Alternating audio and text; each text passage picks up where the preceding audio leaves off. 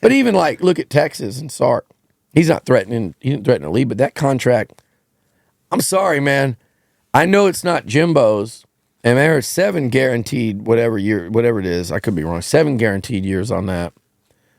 I still think for a guy that's had one great season as a head coach, not just at Texas, that's a massive commitment they just made to him. Yeah, Shame we went this long without the Texas bashing. well, Let's get into it. That's one thing because I feel like We can close it out with some Longhorns. because everyone's kissing their ass before they come over here, and I'm looking at like an They're outsider. kissing their own ass, which is hard to do. But here you got Texas. They ran the conference. Yeah, Shitty conference, though. They beat Alabama, which I would argue is a different team than ended the season. It was. I think it would have went different. but they did it there, right? So Right. So I believe that they are just on this path that they're going to come over here and win an SEC championship year one. I feel like they're that.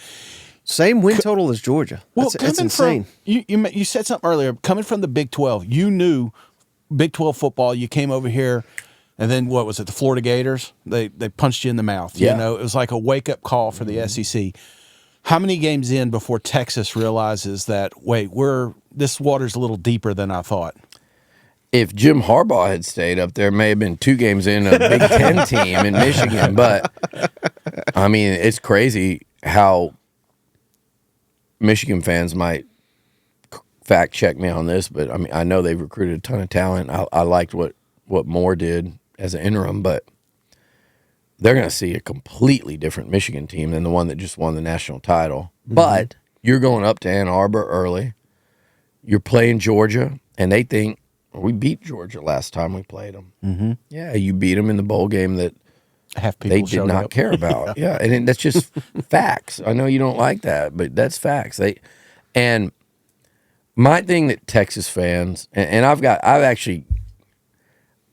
got a good relationship with the Texas. I mean, I know Twitter would tell you otherwise, but I go down to Austin and I see, went to the A&M Texas game recently. They're awesome to me.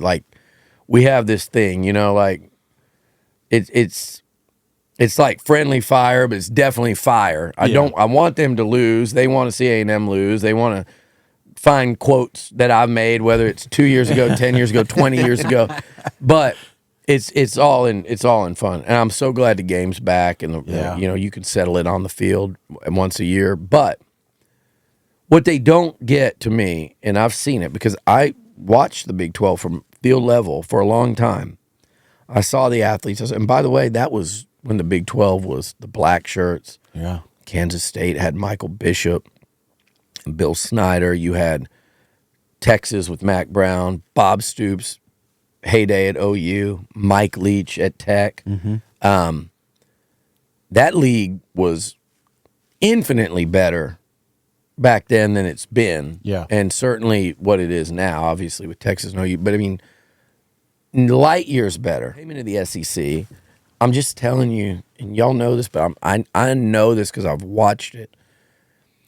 It is night and day difference in what you see in terms of athletes and size and physicality every Saturday. And then when you go on the road, there ain't anything like anywhere in the SEC outside of, Vandy.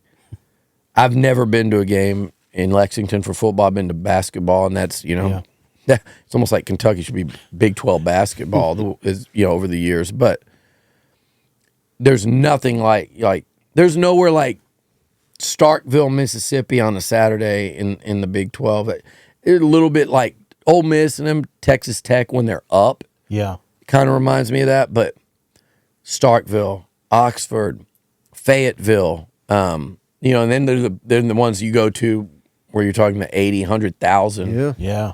Columbia, South Carolina. Yeah. When their fans are excited and you go there. They knocked Tennessee out of a playoff spot. Yeah, exactly. Oh, they're 4-6. Who gives a damn?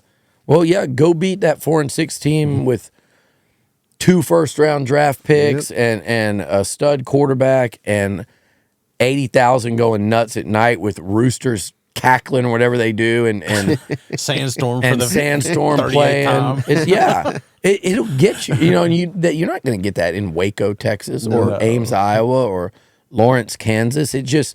But it's the stature, it's the physicality of the athletes, the speed across the board. And with that said, Texas has a roster that is that now. And Sark's done a great job of getting it there very quickly. Now, I will say them and OU have had the greatest benefit in the world now of what's it been? They had 2 years to sit there and tell every recruit they're recruiting, you're going to play, you come play in the SEC. So they got to recruit off the SEC and play in the Big 12. Right. What a great situation that was. But Sark has taken advantage of that, and they come in, they're SEC ready. Yeah. I just don't think they're mentally SEC ready in the standpoint of you're good unless you're a top 5, legitimately like a national title contender. Yeah. You're going to lose games in this league that you don't think. So when Texas goes and barely beats U of H this year, and they barely beat K-State, and they get by TCU because they've had an off day, you know, or they can navigate losing Quinn Ewers for 3 weeks because go look at the teams they played. You know, you don't get that luxury Right. if you're in the SEC.